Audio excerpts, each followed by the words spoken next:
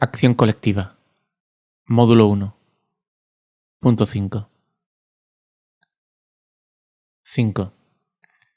Psicología de las multitudes en situaciones de crisis. Desastres y pánico. Algunos autores afirman que, en realidad, el pánico es un fenómeno realmente extraño, que no se produce en todas las situaciones de crisis o de catástrofes. Es sobre todo extraño en las catástrofes naturales y que, como el dios Pan al que hace referencia Dupuy, aparece solo de vez en cuando, de forma casi inesperada. Incluso, afirma Dupuy, el pánico tiene mayores probabilidades de producirse en situaciones que culturalmente se definen como proclives al pánico. Es decir, que en una situación en la que sabemos que es probable que se desencadene el pánico, es más probable que así sea. Si eso es así, la probabilidad de que se produzcan situaciones de pánico en un estadio de fútbol es realmente alta, entre otras cosas porque, a raíz de algunas catástrofes ocurridas y su amplia difusión en los medios de comunicación de masas, hoy día todos conocemos el alto riesgo que se corre en espectáculos de este tipo. Pero, ¿qué es el pánico? Una posible definición sería la siguiente. Miedo colectivo intenso, experimentado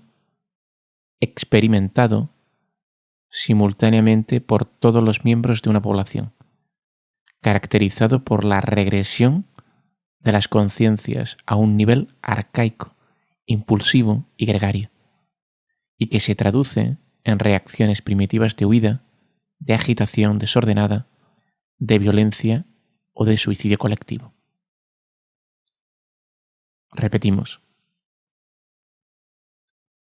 Podemos definir el pánico como miedo colectivo intenso, experimentado simultáneamente por todos los miembros de una población, caracterizado por la regresión de las conciencias a un nivel arcaico, impulsivo y gregario, y que se traduce en reacciones primitivas de huida, de agitación desordenada, de violencia o de suicidio colectivo.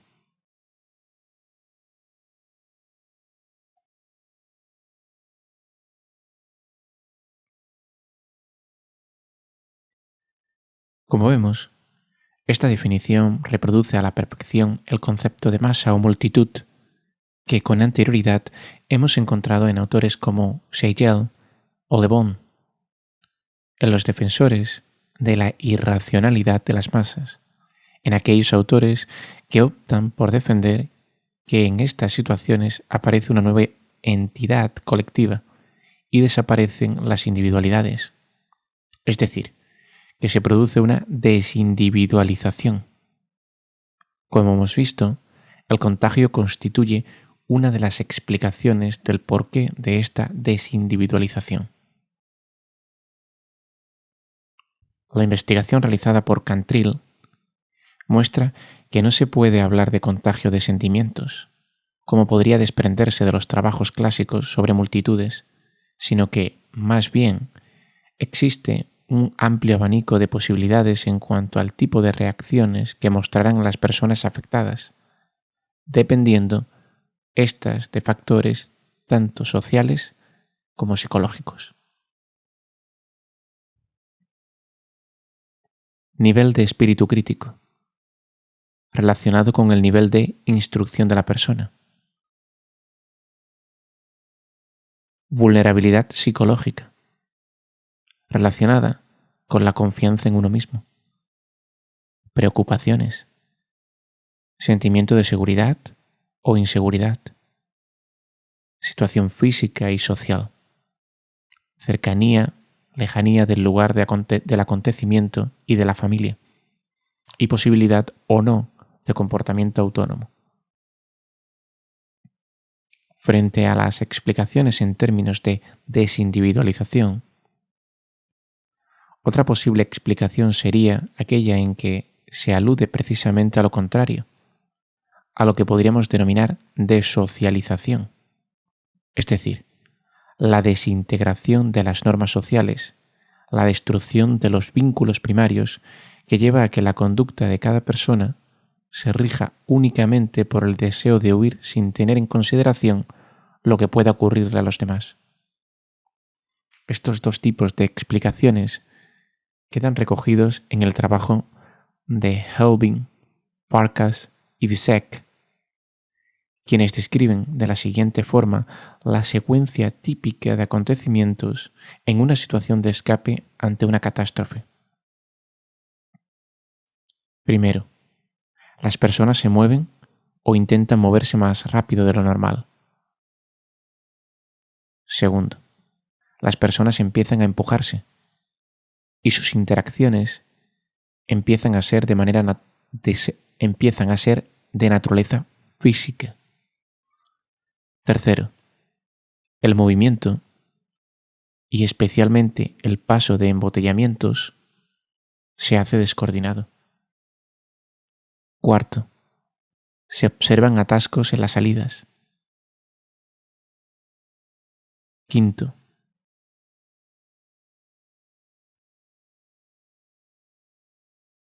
se incrementan las interacciones físicas entre la masa embotellada, que producen presiones peligrosas, que pueden llegar a derribar paredes u otras barreras físicas.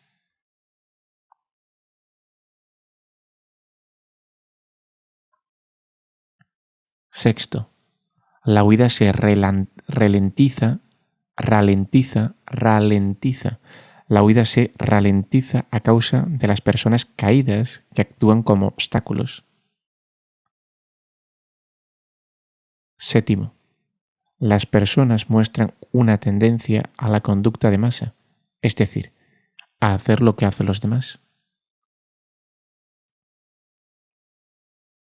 A partir de simulaciones por ordenador, estos autores llegan a la conclusión de que ni la conducta individualista, cada persona intenta encontrar una vía de escape por su cuenta, ni la conducta de masa, todas las personas se mueven en una misma dirección, son las mejores soluciones. Consideran que las probabilidades de escapar aumentarán si se utiliza una mezcla de ambos tipos.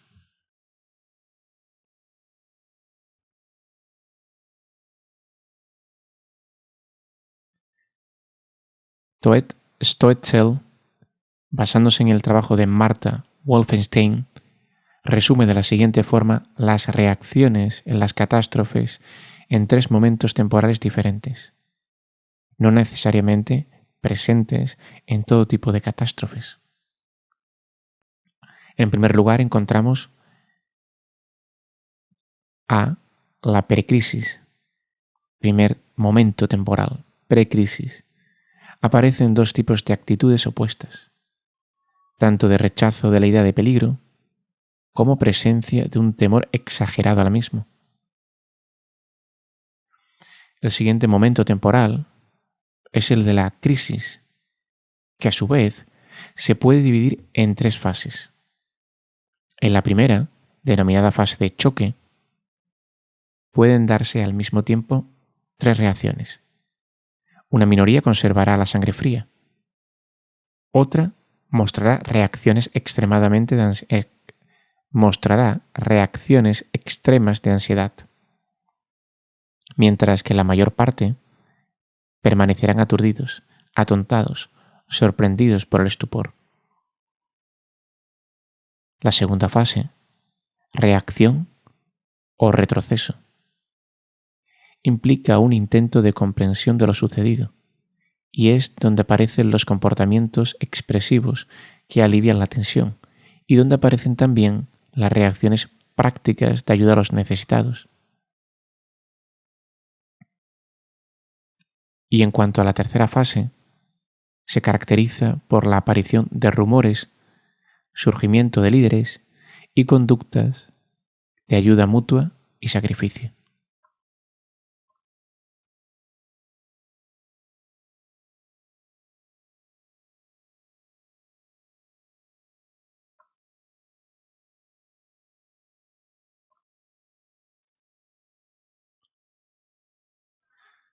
Finalmente, en el último momento temporal, precrisis, crisis, nos encontramos a la poscrisis.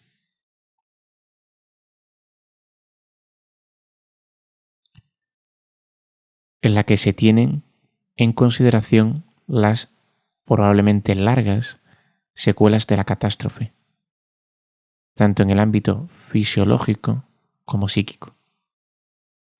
En el primer caso, es altamente probable que las soluciones individuales y competitivas cedan el paso a la aparición de una norma común de tipo cooperativo, pero, al mismo tiempo, la existencia de esas relaciones puede hacer más difícil llegar a una definición conjunta, norma, sobre el tipo de conducta necesaria, lo que favorecerá que sea más difícil que se produzca el pánico, y precisamente por ello, retrasar las conductas de huida. Tras el atentado de 1993, en las Torres Gemelas del World Trade Center, Aguirre, Wanger y Vigo llevaron a cabo una investigación entrevistando a personas que se encontraban en las torres en el momento de la explosión, para evaluar en qué medida estas predicciones eran correctas. Sus resultados indican, en primer lugar, que a pesar de la confusión generada por la explosión, que inutilizó el sistema eléctrico y los sistemas de comunicación, la evacuación se hizo de forma relativamente ordenada, sin que se produjeran escenas de pánico. El segundo resultado, probablemente el más relevante, indica que el tiempo de evacuación era superior en los casos de grupos de personas que se conocían entre sí. Así, los autores concluyen que, cuanto mayor es la extensión en que la búsqueda de significado inherente en el proceso de Milling se focalice en la definición de la situación como una crisis grave que requiere una respuesta fuera de lo común, mayor será el tiempo necesario para movilizar e iniciar la evacuación. Repetimos, los autores concluyen que, cuanto mayor es la extensión en que la búsqueda de significado se focalice en la definición de la situación como una crisis grave que requiere una respuesta fuera de lo común, mayor será el tiempo necesario para movilizar e iniciar la evacuación. Igualmente, desde esta teoría, se reconoce que el proceso de interacción simbólica en situaciones de comportamiento colectivo se centra en parte en la identificación de las habilidades, experiencias previas y otras instrumentalidades entre los participantes. Estos elementos de la situación constituyen los recursos que emplean las personas para responder al cambio con el que se enfrentan. Su uso lleva tiempo y ralentiza el inicio del comportamiento colectivo.